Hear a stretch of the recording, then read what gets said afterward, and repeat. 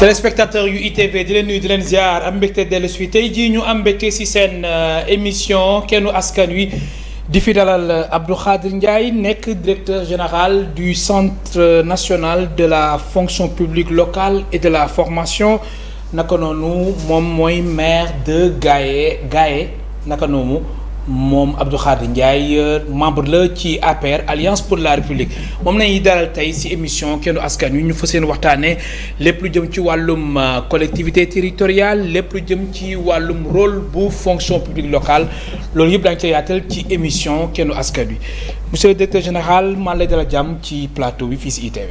jërëjëf Seydi Hadji Malick ñu ngi lay ziar bu baax. di nuyu kilifa. groupe bi. oui. di leen ziar di la ziar di rafetlu di am mbégte ci dal bi ngeen ñu dalal.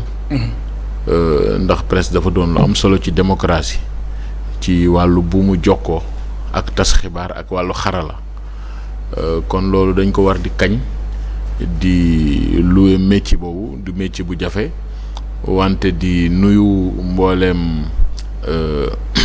téléspectatrices yeeg téléspectateurs yi fii yi ñuy seetaan yëpp ci ITV di nekk à votre disposition pour mën a waxtaan ci charte yi nga xam ne moom la ñu njiitu réew mi dénk mais également actualité bi nga xamante ne moo nekk ci réew mi. très bien mbokk téléspectateurs yi ngeen ñuy suivre en direct ci ITV canal plus 217 TNT 15 Eutelsat TV d'Orange numéro 6 ak page Facebook ITV Sénégal alors Abdou Khadre Ndiaye yow yaay directeur général bu centre national de la fonction publique locale et de la formation nga nekk maire bu Gaye membre tamit ci APR Alliance pour la République alors laataa ñuy faram-fàccee émission bi yow yaa jiite centre national bi nga xamante ni moom moo soxla wàllum fonction publique locale ak wàllum formation alors mu nekk lu bees li nga xamante ni ba mu nekkee ci réew mi yàggul mais dafa am solo aussi ñu xamle que suñ mbokku téléspectateurs yi wax tamit lépp seen rôle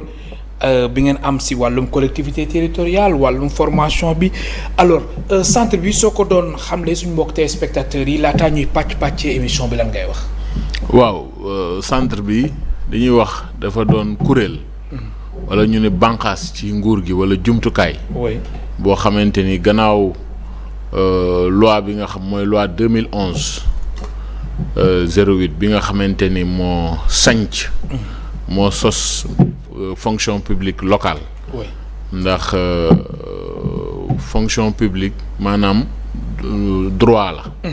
maanaam àq la ak yelleef. àq ak yelleef nag la koy sos ci réew bokk na ci loi. loi bi bu ko sosee ay décret d'application wala ay arrêté di ko jëmmal. oui loi boobu nag mi ngi ko sos ci 2011 bañ ko sosee ci 2011 mu am lu mat ñaar fukki décret d'application ak juróom ak ñett yu ci topp. yoo xamante ni la ci ëpp doole yàlla mi ngi dogal mi ngi amee ci nguuru ak ci loxo président Macky Sall pour jëmmal loolu. ndax maire yi wala conseil départemental wala région yu njëkk yëpp maanaam ay bànqaas lañu ci nguur gi bànqaas yooyu nag ña fay liggéeyee ñoom ak ñay liggéeyee ci bànqaasu nguur gu mag. muy ci ministère yi ñu gën a xam. seen ak seen yelleef nañuy sàmmee ñooñu la ñu war a sàmmee ñii te bu ñu leen sàmmeewul dafa am lu ñuy wax ci décentralisation principe libre administration des collectivités locales. maanaam gox yeeg goxaan yi muy boppu moomeel yi. dañ ci jël ci lenn ci doole état bi ndax Sénégal état unitaire décentralisé la. muy 9 domaines de compétence ñu jox ko gox yeeg goxaan yi pour ñu am soxla yi gën a jege askan wi wala yenn yi ñu yoon yaakaar. ni ñoom la ñi leen gën a jege di gën a jekku pour ñu ciy gën a am njariñ ak tawféex loolu moom la ñu mën a xayma moom la ñu mën a nataal ci décentralisation léegi nag ñooñu bu dee état central directeur général fonction publique nationale mooy recruter ñeneen ministères yëpp wala service utilisateur lañu fii nag maire bu ne maanaam principe libre administration dafa la jox doole sa bopp. yow nga war a mën a recruter. kon loolu li tubaab di wax harmonisation maanaam wat gaal ak yëgoo. pour que état fixe norme bi pour que ku war a àll traité ëllëg sa àll traité du jot ñun la kat maire commune sàngam de ndekete versé lu la. soo feebaree war a faju doo jaaxle sa cotisation IPRES FNR Fonds national de retraite pour agent pour fonctionnaires yi IPRES pour non fonctionnaires yi mais également mobilité maanaam tey nan ngay fexee boo fekkee yaa ngi liggéey Gandiaye nga jékki Sédhiou soxla la wala nga soxla yow dem Sédhiou fekk liggéey bu méngoog sa bos am fa muy mobilité comme fonctionnaire bi ñuy affecté yooyu yëpp dafa am lu ñuy wax mutualisation ci wàllu management public ak gestion loolu la syndicat yi ñu ci profité rendre hommage au doyen Sidya Ndiaye bokk na ci les icônes yi nga xam depuis 30 ans xeex na pour fonction publique locale bi taxaw. très bien foofu sax. nga baal ma dama fa bëggoon taxaw gis nañ ni ku si mel ni comme ki nga wax léegi Sidya Ndiaye nekkoon fi secrétaire général bu FGTS yal na ko yàlla yërëm te xaare ko àjjana dafa doon insister bu baax ci fonction publique locale même sax ci lépp lu jëm ci wàllum fête du travail 1er mai saa yu daan dem palais présidentiel di jébbal njiitu réew mi lépp lu jëm ci revendication des centrales syndicales cahier de doléances yi dafa doon insister ci fonction publique locale alors njëriñ boobu mu doon insister ci fonction publique locale bi yan njeexital la am ci liggéeykat yu collectivité territoriale. waaw tey yàlla def na. ci disposition yëpp ñu wax maanaam matuwaay. yi nga xam yëpp président de la république président Macky Sall jël na ko mu am conseil supérieur de la fonction publique locale mu amoon benn recommandation pour ñu taxawal kuréel. goo xamante ni avant direction des collectivités territoriales mu am benn division bu daan gérer affaire statut yi. mais travailleurs yi gis ni réforme yi du mu yéexee réew yëpp ci àdduna day am kuréel goo xamante ni moom loolu kese lay saytu loolu kese lay liggéey président de la République jël kuréel gi samp ko ci weeru mai 2021 mais yàlla mi ngi dogal ñun mi ngi ñu nommé ëpp na at tuuti ci weeru janvier 2022 pour ñu jëmmal kuréel googu teg organu kuréel bi léegi nag ñun suñu mission dañu war a apporter expertise pour collectivités territoriales yi maanaam tey ñun élaborer nañu par exemple benn guide bu ñuy wax un guide d'administration et de gestion du personnel des collectivités parce que gestion de la carrière métier la statut bi c'est du droit moo koy encadrer organigramme type bi moo ci gën a siiw mooy le dernier décret mais am na plus de 22 autres décrets yoo xam mooy créer ay cadres ay corps ay grades yoo xam pour chaque métier da ngay xam yow travailleur bi booy dugg dootuñu la wax liggéeykatu mairie kese nga yow maanaam kenn dootu la soofantal ndax nit kenn du ko xeebal métier am ak sama ak soxlaam effectivement donc su ko defee loolu combat boobu ñu mel ni ñoom Sidya Ndiaye doon mëne am ay naatangoom yu fi nekk di perpétuer combat boobu lu légitime la et que travailleurs collectivités territoriales yi ñi ngi leen di xayma en tout cas ci ay dizaines de milliers de travailleurs kon c'est important kon ñooñu seen àq ak seen yelleef bu ñu nekkee dans un état ñuy wax équité territoriale ñuy wax équité sociale dafa am solo pour que képp ki nga xam yaa ngi ci bànqaasu nguur ndax l'état est un et indivisible démocratie nekk une décentralisation nekk une démocratie de proximité terewul kon am na àq ak yelleef ñëpp a ci am sañ-sañ donc ñun loolu la ñuy organiser nekk nag des conseillers privilégiés des collectivités territoriales en vertu du principe de libre administration. Très bien. Mais ñun aussi du ñu substituer au contrôle de légalité bi nga xam les articles 243 et suite du code général mi ngi ko jox aussi la territoriale mooy les gouverneurs les préfets et les sous-préfets sur certaines catégories d'actes yu nga xamante ni c'est soumis au contrôle de légalité. Très bien alors voilà. Fonction publique locale suñ ko waxee ba yenn syndicalistes yi doon ko def seen cheval de bataille ñu sonnoon ci trop loolu fan ngeen ci toll est-ce que ñoom lu ñu doon sàkku jëm ci wàllu fonction publique locale lépp yem na wala am na yoo xamante ni ay points yu nekk en cours.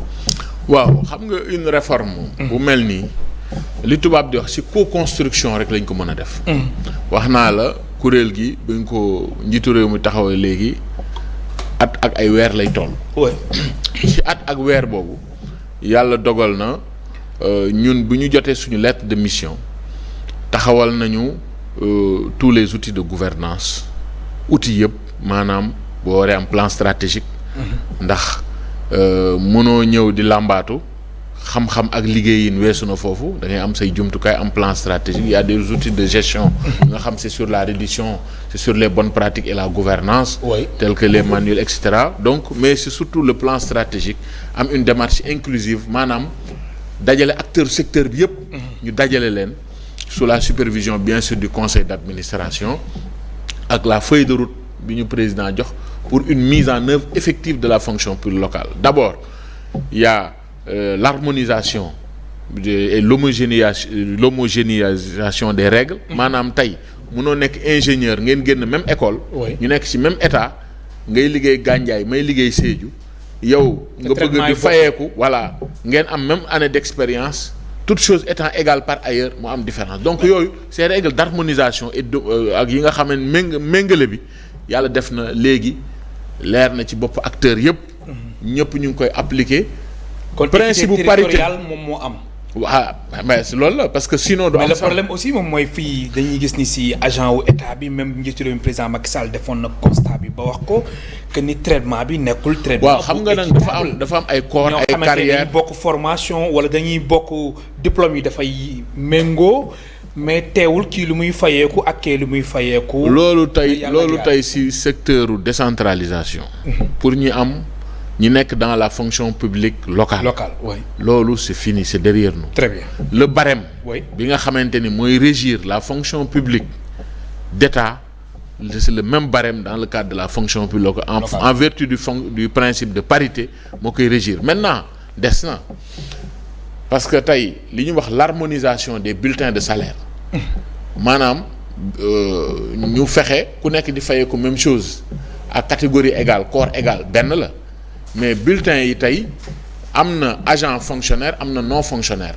agent non fonctionnaire yi ñoom ñooy cotiser IPRES ñooñu du am changement majeur mais fonctionnaires yi ñi ngi travailler ñun ak direction des pensions bi nga xam directeur bi monsieur Aw moo ko jiite ñoo yor lead point boobu c'est un point important pour que ñi nga xam réunir nañu conditions yi ñuy à peu près aujourd'hui 1000 agents sur les 16 000 à peu près qu'on a déjà identifié dans la fonction publique provisoirement parce que les chiffres sont dynamiques donc ñooñu dans un avenir proche donc il y a une feuille de route et il y a un atelier bu ñu tenir récemment pour que ñooñu désormais ñu commencer di émarger directement au Fonds national de retraite parce que mooy FNR donc yooyu yëpp ay batterie de réforme la yoo xam mise à jour aussi du cadre légal et réglementaire maanaam tey am na ay xeetu métiers yoo xamante ni c'est des métiers de proximité yoo xamante ni tey bi ñuy créer les cadres les corps et les grades daf ci am yoo xamante ni bon c'est toujours évolutif c'est dynamique c'est vivant donc yooyu yëpp pour fexe nit ñi seen delloo ko seen àq ak seen yelleef pour que li nga xamante ne mooy seen sañ-sañ ñu mën ci jot donc yooyu yëpp ay chantier la yoo xamante ni taxaw nañ ci maintenant ñun bi ñu ñëwee lu ñu njëkk def dañu tenir li ñuy wax des CRD dans les 13 régions du Sénégal et suba incha allah moom la ñuy clôturer le dernier atelier par Dakar te da ngeen def restitution ay recommandations voilà ci seen daje bu suba bi voilà daje suba bi ba revalorisation bi nga xamante ni état central def na ko article 29 ak 30 dafa wax ni travailleurs collectivités dañ ci am sañ-sañ comme ni ci travailleurs donc vraiment d'un point de vue du statut et des avancées vraiment am na ay jéego yu am solo yoo xamante ni am na maintenant nag des difficultés du ñàkk des poches de résistance du ñàkk difficultés yi collectivités yi am aussi c'est des choses aussi qu'il faudrait analyser aussi dans leur globalité. Très bien. Abdou Khadre Ndiaye, directeur général du Centre national de la fonction publique locale et de la formation nekk maire de Gaye membre de l'APR mooy tey suñu gan ci émission Kennu Askan Wi alors comme ni nga ko waxee léegi mën ngeen wax ni Sénégal wër ngeen képp wër ngeen fa région yëpp ngeen xool bu baax a baax li ni mel ngeen amal fa ay daje ay atelier te li ni mel suba incha allah ngeen di amal ngeen koy clôturer alors constat bi ci région yi lan la. waaw lan moo nekk ci région yi yenn jafe-jafe ñoo fa nekk yéen aussi seen taxawaay lan la ngir fexe ba difficulté yooyu la ngeen mën ko saafara. waaw ñun ci mission bi nga xamante ni moom la ñu autorité confiée. oui mooy nañu fexe li ñuy wax équité te mu nekk un marqueur vraiment du président Macky Sall bu mu doon lu ñuy wax rek ci làmmiñ na doon na maanaam digle càngaay fexe sangu moo gën. Très bien. équité boobu nag acteurs yi des fois bañuñu daf ci bare ñoo xam xëy na xamuñu wala taluñu ko dañuy gérer le train-train quotidien mais bu ñu commencé ña nga commencé woon suñu ay atelier Kédougou dañu démarrer fi gën a metti fi gën a sore. oui. pour def ko yëfu njóobeen tàngaay ba. pour def ko yëfu njóobeen mais bu ñu démarrer ba avant dernier atelier bi ñu tenir Thiès fu ñu def présentation wax loi bi wax décret d'application yi joxe feuille de route bi centre bi proposé pour am aussi le retour parce que aussi il faut ñu xaar le feedback. Donc nul ne détient le monopole de la vérité. À chaque fois la première conclusion mooy ñu bari xamuñu woon les contrats de droit privé et les inspecteurs du travail divisés c'est l'exception, ça ne doit pas être la règle. D'abord parce que sinon du am sens dans l'esprit loi boo gis dafa am esprit am lettre. oui. du am sens ñu am une fonction publique locale ba pare nit ñi di régir par des contrats de droit privé. Loolu toujours ñu joxe exemple les Jeux olympiques ou drapeau chef de l'État ci làmb dans une commune bu nga xam da ngay soxla un ingénieur en son et musique pour une commune kooku collectivité bu nekk en zone rurale koom-koom bi demeewul noonu du mën a soutenir loolu durablement sur 20-30 ans de carrière. Da koy soxla pour ñeenti weer ci esprit boobu la loi di aménager ay exceptions yoo xam yow di nga war a mën a jël un ingénieur le maire. ñu xam c'est transparent ñu xam c'est pour les besoins de la communauté ñu xam c'est ponctuel ñu may la nga recruter un ingénieur en sons et lumière pour événement boobu jàll bu événement bi jàllee la parenthèse elle est fermée ñu xam ni c'est un CDD bien précis. Donc ensuite si exposé des motifs de la loi 2011 dafa am aussi un objectif de rationalisation des effectifs parce que dans une république même les pouvoirs du chef de l'État sont régulés c'est-à-dire principe libre administration aussi joxewul maire bi wala commune bi wala conseil municipal bi sax pour jël toute l'équipe parce qu'il faut pas réduire la question au maire c'est un dispositif ñu foog ni collectivité bi jeexital la ci ñoom maanaam une collectivité sa mission première c'est de délivrer des prestations aux populations maanaam nekk ci soxla askan wi mooy cëslaayu la ko tax a jóg ci biir loolu nag recruter nit wala jënd lii wala jënd la jumtukaay la pour yegg ca loola. ba tax na du ñëpp mais léeg-léeg nga gis collectivité yoo xamante ni xëy na am na nombre agent yoo xamante ni weesu na organigramme type bi nga xam état moo ko fixé. mu doon un cadre de référence jéggi na aussi bépp dég-dég. Donc loolu aussi ay question de fond la yoo xamante ni. mais bien sûr mais est-ce que communes yooyu après dinañ atteindre yooyu les charges. waaw loolu dafay poser ñaari débat. oui benn bi mooy acte 3 c'est une réussite. acte 3 de la décentralisation. c'est une réussite. oui am na ay communes yu nga xamante ni kenn daaw leen dégg léegi boo fa demee da ngay gis une floraison d'industrie. ñuy def partenariat public privé. ñi ngi ci solaire bi ñi ngi ci industrie ñi ngi ci lii ña nga ci laa donc am na des avancées sel bi contribution économique locale. avant muy am président de la République aucune commune rurale presque mënu woon fay ay salaire donc restaurer na dignité institutionnelle commune rurale yi mais dafa am lu des.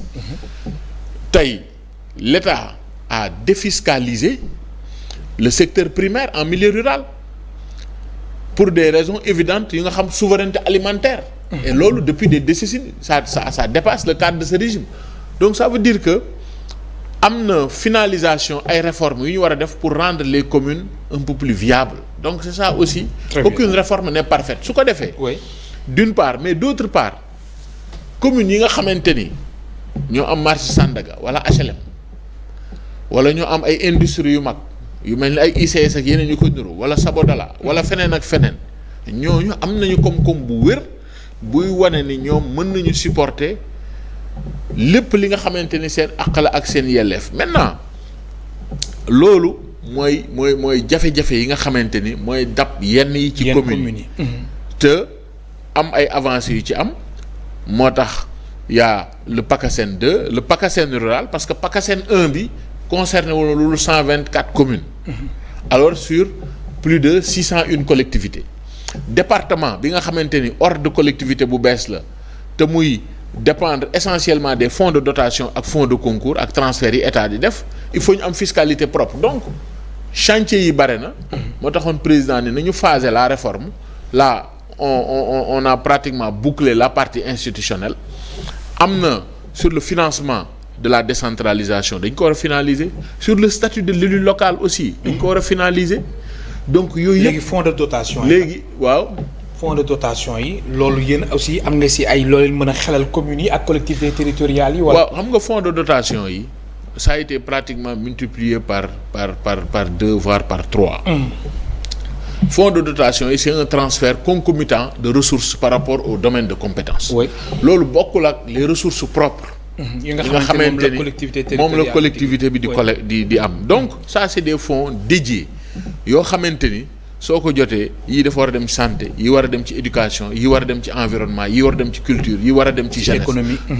donc loolu la maintenant possibilité ak coopération décentralisée ak guichet yi état bi tijji par exemple nga dégg telle commune mi ngi dajale jigéen ñi ndaw yi FONGIP DER mi ngi def ay et cetera on parle de plus en plus de développement économique local nekk des hubs de création d'emploi et d'entrepreneuriat loolu mooy la plus-value bi nga xamante ni moom la acte 3 indi et dafay permettre aussi à chaque maire aussi parce que y a un retour massif des cadres dans les collectivités territoriales su ko defee yow soo ñëwee nga am sa jaar-jaar nga am sa domaine d'expertise valeur ajoutée bi ngay indil say population wala sa communauté ci yaakaar bu ñu am ci yow mooy nga am une capacité d'innovation. Très bien. Et de mobilisation de ressources additionnelles pour jéem a monter des projets structurants. alors yenn collectivités territoriales yi lan moo tax mënaguñu décoller wu bu baax ressource moo fa manqué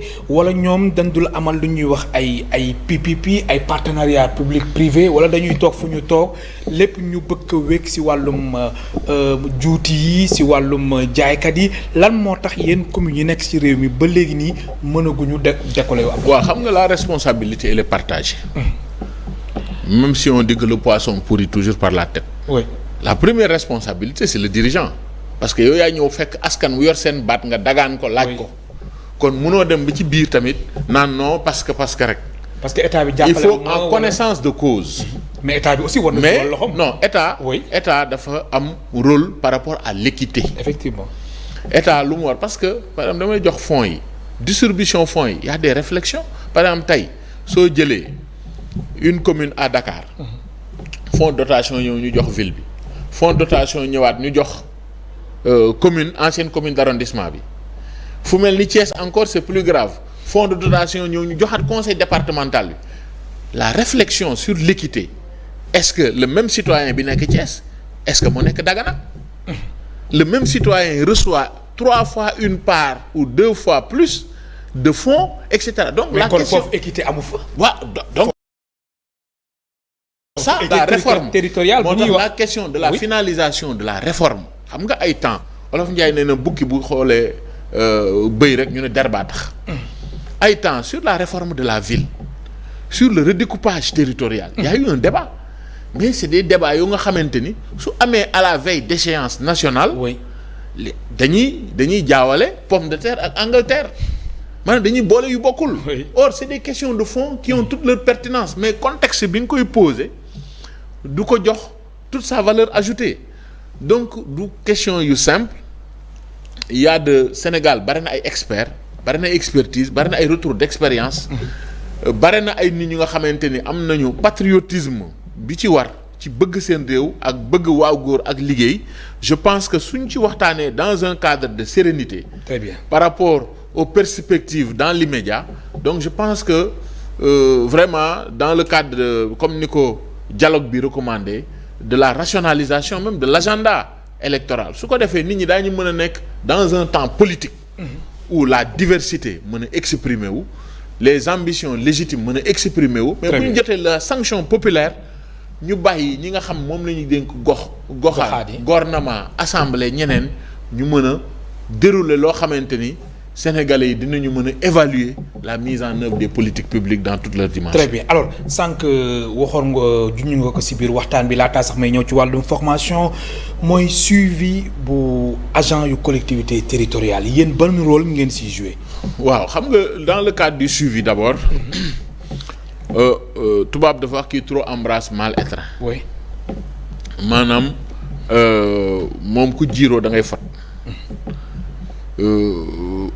ñun bu ñu ñëwee suñu mission yaatu na apport d'expertise maanaam ci xam-xam ak xarala.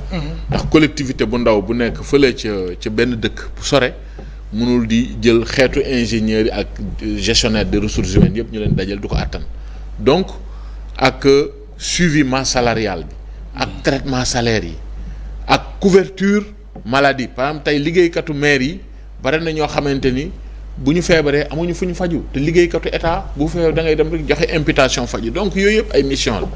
mais ci mission yi ñu hiérarchiser maanaam ñu tànn yi nga xam yëpp farata la. mais yi ci gën a jàmp ñu jël ko teg ko yi ci gën a jàmp mooy ñun dañu war a def la cartographie parce que ba fi mu toll nii am nañu une idée mais kenn mënu la wax. chiffre exact ñaata agent ñoo nekk ci collectivité territoriale yi. alors que am ay chiffres la situation de référence. oui. on ne peut pas faire de la planification. sans maîtriser l'information. donc su ko defee loolu suñ ko amee dina tax ñu mën a passer vers la gestion prévisionnelle des emplois et des carrières fonction publique tamit mënul am tant que concours amul. te concours yooyu ndax maire bu nekk da nga daan dajee kenn am affinité. wala mu exprimer une demande. suivant une procédure. peut-être locale. wala ñu recommander la sax. voilà nga jël parce que il faut pas aller dans la langue de bois. oui. donc loolu mooy la grande tendance su ko defee tant que nag concours yi amul am na ay décrets yu organiser les concours. oui loolu naa si ñëw léegi sax. ak wàllu formation yi tant que concours amul. dëgg-dëgg mënaguñu wax aussi véritablement fonction publique. très bien maanaam bu ñu wax loolu nag dafa am gel des recrutements.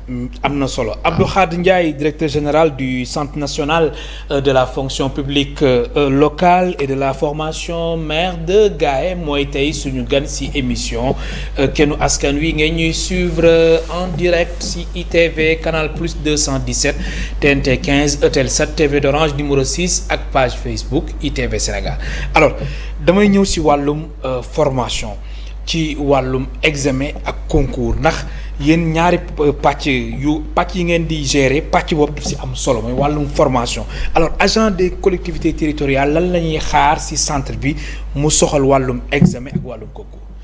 waaw si wàllu examen ak concours. moom ci ni ko yoon tëralee. oui.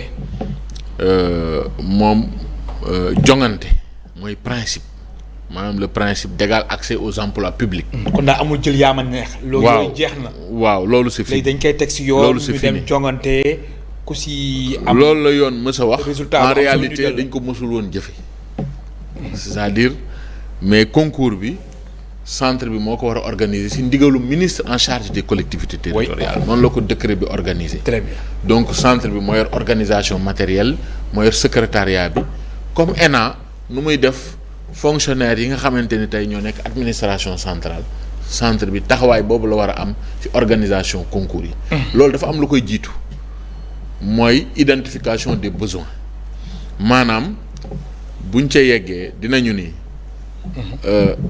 maire yi 600 juróom benn téeméer gox yi ak lu topp ak benn yéen kat fii at ak genn wàll état bi war na organiser concours wax leen lan mooy seen ay soxla. très bien ndax loolu mooy principe libre administration ndax état mënul joxe loxo ndeyjoor nanguwaat bu càmmoñ. su ko defee yow kat nga ni maire Gandon man de sama secrétaire municipal gis naa ni day retraité fii ak ñaari at. wala man kat sama secrétaire municipal démissionné na wala su ko defee loolu la ñuy wax gestion prévisionnelle maanaam ñu bañati former ay xale pour ñu dem comme la école normale taxaw naan formé nañ ñu jëluñu bañ ko xamee waruñu ñu woon formé di tas suñu yaakaar. su ko defee suñu jëlee ñu ne renkat soxla nañu 60 déwén parce que doo xaar reer guddi lañ koy def wante bëccëg lañ koy waaj. oui. doo xaar bañ ni këtt ni jonn nga ne fu ñu koy jëlee. du sotti de. ñu préparer leen xam seen profil condition d'entrée ca formation ba xam niveau ba xam ban emploi donc la ñuy occuper bu ñu waree génn mu doon des professionnels aguerris doo am ay déchets ci formation ba su ko defee bu ñu lancé concours boobu ñu ne telle fonction jël nañ ci tel stagiaire recruté nañ ci tel jël nañ ci lii tel agent de maîtrise bi jël nañ ci fii lii jël nañ ci fële agent d'entretien yi. su ko defee ñu mën a xam loolu. mais concours yan domaine la concerné. concours yi mi ngi concerné domaines yi nekk ci collectivité ci collectivité yi nga xam yëpp dafa laaj qualification. daanaka c'est catégorie A B ak C. donc am na yeneen catégories yi nga xam c'est des catégories donc sans qualification yooyu bokkul ci concours yi. donc su ko defee loolu concours yooyu bu ñu ko taxawalee bu boobaa maire bi ñu bocc ko nag principe libre administration ñu jox ko ay marge de manœuvre bu boobaa buñ ne 20 yi yëpp réussir nañu concours bi formé nañ leen am nañu xereñ bi seen ay lijaasa mate na ko du yaama neex moo leen jox statut bi seen jaar-jaar moo leen ko jox ak seen mérite bu boobaa ñu def ay procédures yoo nga xam dañuy bàyyi maintenant l'exécutif local bi nga xam mooy le maire ou le président du département mooy l'employeur mu def ay entretien. très bien mais li nga wax nii. am na solo Abdou Khadir Ndiaye mais est-ce que collectivité territoriale yi dinañ ko mën a respecter ndax fekkee dafa am benn pratique bi nga xamante ne moom moo fi nekkoon démb ay recommandations nga xamante ni loolu même sax léegi entreprise yi foo dem loolu mu ngi fi am ba léegi est-ce que pratique yooyu. pour mu jóge fii dina yomb. pratique yi nga xamante ni comme les collectivités territoriales yi ñu ñuy jël yëpp foog ñu jaar ci concours est-ce que dinañ ko mën a respecter. waaw xam nga loolu on n'a pas le choix. oui c'est-à-dire xam nga loo gis aussi ay étapes la. décentralisation dafa toll woon foo xamante ni dañuy wax communauté rurale nga rek léegi ñu dem ñu ni communalisation intégrale. nga dem gis léegi un retour massif des jeunes et des cadres à la tête des collectivités ñu dellu seen dëkku cosaan. ñëw xeex taxaw. ñii def ay listes parallèles ñii ñëw et cetera donc réseaux sociaux yi bare na bu njëkk da nga daan def mbir ci sa commune mu toog ñetti at feeñ léegi minute bi mu am problème bi amee ci minute bi instantanéité donc vraiment le contexte et l'environnement est favorable pour que toutes les résistances au changement et la volonté surtout politique nag de l'État. Surtout parce que les collectivités bu ñu ko fàtte du ñu ay entreprises privées c'est des démembrements de l'État. Dans le cadre d'une démocratie de proximité même si les maires que nous sommes sont élus au suffrage universel direct. Mais comme je l'ai rappelé la clé de voûte des institutions est élue au suffrage universel direct. Mais tey am na loo xamante ni bu ko nit ñi déggee les gens opinion bi dañ koy interpeller et c'est ça la démocratie d'opinion aussi loolu tamit avancé la. kon lii warul mën a ànd ak manque de volonté politique. non volonté politique foog mu am. volonté politique nag affirmé. oui mooy affiché mooy li président def créer jumtukaay bi doter ko ay ressources en leur disant dérouler par exemple ñun bu ñu demee les inspecteurs régionaux du travail boo xoolee jàngoro boo koy faj da ngay dem ci reen bi. ñun atelier régional bu ñu def dañuy invité inspecteur régional du travail mu toog invité percepteur trésorier payeur régional bi TPR bi mu toog invité les préfets les sous-préfets yëpp parce que c'est une chaîne de responsabilité sous-préfet mooy approuver budget préfet mooy approuver budget. oui inspecteur régional mooy viser contrat payeur bu ñu demee ba weer bi dee nga war a fayeeku moo lay fay bu la fayul doo fayeeku mais bu ñu waxtaanee ba pare. ñu saluer collaboration de l'ensemble des services de l'État am na ay jumtukaay yu direction du travail jël def ay circulaires ni aux yeux des éclaircissements yi am ak des évolutions. oui benn inspecteur du travail amatul droit de viser ay contrats des collectivités s'il y a un caractère exceptionnel. mooy cas yi ma wax. loi may na la sax yow. nga un cabinet privé. par exemple tey soo amee une mission boo xam benn étude bu pointue boo war a def. nga war a soxla un spécialiste en gestion environnementale sa commune attanu ko mais da nga koy soxla juste pour benn projet bu ponctuel mais code des marchés may na la nga def benn manifestation appel à manifestation d'intérêt publier ko dans un journal sélectionner 2-3 CV wala jël 2 wala 3 cabinets yu spécialisés ci loolu recruter leen jox leen les termes de référence ñu exécuter mission bu ñu paree rendre donc lay amatul. très bien maanaam pexe amatul. très bien la réforme elle est irréversible. am na l'autorité a la volonté le dispositif est là mais dañ koy def ak ndey ji seex ak njaaxaanaay. très bien parce alors que les collectivités sont très cosmopolites. oui donc du ñu am règle bu ñu def pour Mamadou ak Mamadi. ñëpp nañuy yemale. na ñëpp yem. très bien su ko defee bu ci ñëpp yemee. alors lay dootul am. si seen mission bokk na si li ñuy wax gestion des offres et demande d'emploi loolu yéen ban waar ngeen si bay ba lépp mën a yem ci biir collectivité territoriale. waaw mooy li ma doon joxe exemple rek aujourd'hui xam nga plateforme bokk na ci suñu ay projet à moyen terme maanaam dañu am def nañu étude bu pare un CIRT. un système d'information RH territorial. bokk na ci déclinaison yi mooy plateforme boo xamante ni avec le réseau des gestionnaires RH avec le réseau des maires il y a plusieurs réseaux yu nga xamante commencé nañ leen mettre en place déjà progressivement avec notre fichier donc su ko defee dinañu maanaam c'est une possibilité bu ñuy offrir pour ñu xam ni tey mairie Ngexoox dañu war a recruter tel mais en même temps ñi nga xamante ni ñëpp am nañu xam-xam ak xarala fu ñu dëkk ci Sénégal ay citoyens lañu war am principe d'égal accès ku war a déposer par exemple sa CV nga ne man kat su ko defee ñun dañu nekk un carrefour boo xamante dañuy permettre à l'exécutif local. bi nga xamante ni li ko war a tax a jóg mooy la recherche de la performance mu mën a am en tout cas cette possibilité à partir de cette plateforme qui ne serait pas exclusive cette possibilité maanaam du foofu rek la ko war a mën a régler. parce que yoon daf lay ci système bi ñu am yoon may la benn parce que souvent même diplôme bari na ñuy wax ay équivalent mais équivalent boobu na fekk aussi la commission d'équivalence des diplômes ministère fonction publique aussi reconnaître ko parce que loolu pourquoi mu am solo parce que mooy garantir la passerelle entre les deux fonctions publiques ci wàllu mobilité. maanaam un agent des collectivités di liggéey ci collectivité dem ba un projet de l'État au niveau national soxla ko mu am détachement comme ni ñu ko daan gisee ak préfet ak sous-préfet ñu dem ci communes yi. bien sûr donc yooyu pour garantir ces mécanismes donc entre autres déclinaison ci services yi nga xamante ne ci demande et offre d'emploi yi ci façon bi ñuy organiser concours yi par exemple secrétaire municipaux yi ma joxe loolu exemple également donc yooyu yëpp ça rentre également dans ces prestations yi nga xamante ni maanaam nit mënul juger xayma boppam. très bien am na loo xam état bi ndey ji seex rek moo ko war a organiser pour ñëpp mën ci bénéficier. très bien alors Abdou Khadre Ndiaye lu ñu dese ci ay simili bëriwul mën naa wax ni juróomi simili la sax yow yaay directeur général du centre national de la fonction publique locale et de la formation nga nekk maire bu Gaye membre ci APR Alliance pour la République du ñu jeexale émission bi te waxuñ tamit ci wàllum politique gis nañ élection présidentielle yu 25 février atum 2024 njiitu réew mi président Macky Sall ci message à la nation lundi ba la ñu génn ñetti fan ci weer bi ñu nekk di weeru juillet mu ni du bokk ci boobu élection bi yéen seen parti yéen a ngi xaar seen candidat coalition Benno Bokk Yaakaar si ay xibaar nee nañ fileeg vendredi mbir mi dina leer alors ban jàngat ngay def si situation politique bi rawatina si perspective yu ñu jëm ak candidat bi ngeen di xaar si seen coalition. waaw merci donc loolu c'est vrai jotuñu wax ci mbiru formation. oui mais tàggat.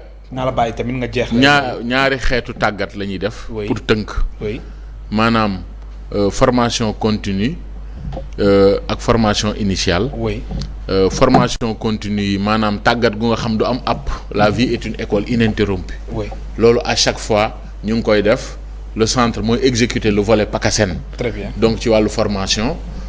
En 2 ou 3 mois rek à titre d'exemple formé nañu à peu près 250 apprenants. yi nga xamante ni ci wàllu passation de marché et cetera donc ça aussi. c'est une mission ak direction continue la voilà yu ñuy dérouler maintenant les formations initiales. oui loolu donc y a lancé nañu le processus d'élaboration et de mise en place des curricula avec l'arrêté bi nga xam moom le ministre jëloon sur les emplois et métiers conformément aux organigrammes types donc gis nañu ñaari mission au centre bi. fonction publique locale sa mise en œuvre en dehors de la gestion du passif maanaam li ñu fi fekk nan la ñuy fexe ba normaliser ko ba harmoniser ko. Mais dafay am un lien après avec la formation permanente et la formation continue. Maintenant pour ñëw ci question bi. question d'actualité bi. Effectivement yàlla def aussi ñu sant yàlla bi yàlla defee président de la République depuis plus de 6 ans 7 ans maintenant copté ma comme membre du secrétariat exécutif national de l'APR. Membre de l'APR mais. Très bien membre du secrétariat exécutif national. Je pense que. décision bi def la bett wala. décision bi bettu ma. nekkul surprise ci yow yaa ngi ko doon man nekkul surprise ci man. parce que je pense que président c'est un homme politique qui a eu un parcours exceptionnel. yàllaa koo defal jagle la yenn yi sax ci wolof dañuy wax biddéew la. car mu am lu mu wax bind ko. Sénégal nag dem ba am contexte bu mu toll ci sous-région bi. Les leaders exceptionnels souvent comme li ñuy wax on peut les succéder mais c'est difficile de les remplacer. Donc ci militants yi wala responsables yi ñi amoon gis-gis ni dafa war a continuer jiite réew mi wala présenter wu pour jiite waar réew mi am na légitimement fu ñu ko teg mais moom tamit. ci ubbeekum ak rôle bi ko yàlla defal ci Sénégal defal ko ci Afrique ak bunt yi koy xaar te aventure am politique je veux dire pas à la tête de l'État ak Sénégal jeexagul mu judd après les indépendances def des performances politiques je pense que c'est une décision bu nga xamante ni dafay grandir son leadership. Une décision parce sage. que voilà parce que le pouvoir en réalité une des définitions du pouvoir c'est la capacité de faire et de faire faire. C'est-à-dire les influenceurs l'opinion a un pouvoir. Donc le pouvoir nit mënu ko vraiment apprécier juste ci maa yor tel ou tel jumtukaay et je pense que c'est une répétition la répétition elle est pédagogique leçon bu mag la joxe pour les gens de sa génération parce que souvent ce qui est inédit avec lui mooy ñu bare dañ doon toog di wax ñoom Senghor ñoom diw mais nekk ak say naatangoo ñenn ñi sax comme Idriss Seck nekk sa mag yàlla defal la sutura ndax du njàmbaar yow nga dem ba tey kii naan sama rakk nga sama xarit nga kii naan bàyyi naa la xel donc je pense que loolu du ma ni un coup de génie politique mais en tout cas day nekk l'affirmation d'un leadership boo xamante ni ça ne fera qu'espérer pour le Sénégal et donc loolu ñun daf ñuy tijjil ñun ñi nga xam ñun la yàlla def ñu bokk ak moom destin politique. oui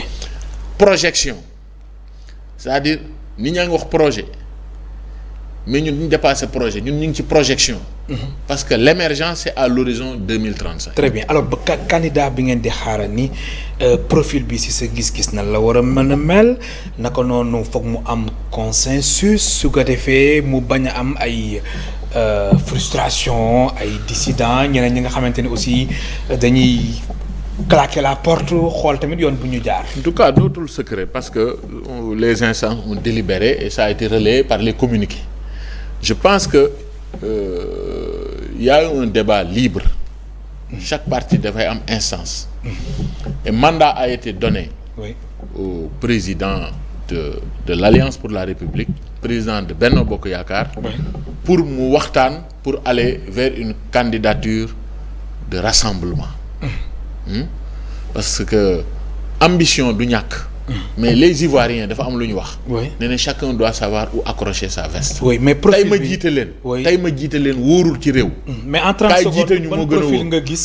le moo war a mën a profil nekk seen le profil il faut qu'il soit un peu à l'image au moins du président à défaut comme j'ai dit de pouvoir le remplacer que profil bi nekk dans des conditions de le succéder et moo tax toute la pertinence bu ñu ko joxee le mandat ni ko na def une proposition vraiment à la grande coalition Benno Bokk Yaakaar. oui pour que ñu mën a perpétuer ce magnifique tey projet. ku mënti tànn tamit di nga ànd ci décision bi. Bah c'est évident ay nawle la ñu. C'est-à-dire il y a un adage qui dit qu'il faut s'estimer heureux de faire partie des élus et d'éviter de penser qu'on est le seul élu de la vie. Très bien. Ça veut dire que affaire yi nul n'est sorti de la cuisse de Jupiter. C'est-à-dire affaire bi tey ñun ay sénégalais la ñu ay nawle la ñu ñuy ànd je pense que instance yi ñu nekk ñu ci ëpp ci ñun par la confiance du président waruñu nangu ñeneen ñi nga xamante ni ñooñu ëpp fuuf doon ay militants waxuma ay sénégalais yi nga xam ñoo ëppaat fuuf ay 17 millions lañu. ñu gën ñu gore. donc je pense que les questions d'ego et d'agenda partiel et parcellaire strictement personnel il faut rester dans le cadre de projets collectifs. am na solo waaw man lay gërëm baax di la sant mu nekkoon Abdou Khadre Ndiaye directeur général du Centre national de la fonction publique locale et de la formation nekk maire de Gaye naka noonu mu nekk membre de l'APR mu nekkoon tey ci émission Kennu Askan Wi Ndiaga Seck moo nekkoon ci réalisation bi ci caméra yi Augustin Mandang ci décor bi Youssou Diop jàngeen jëf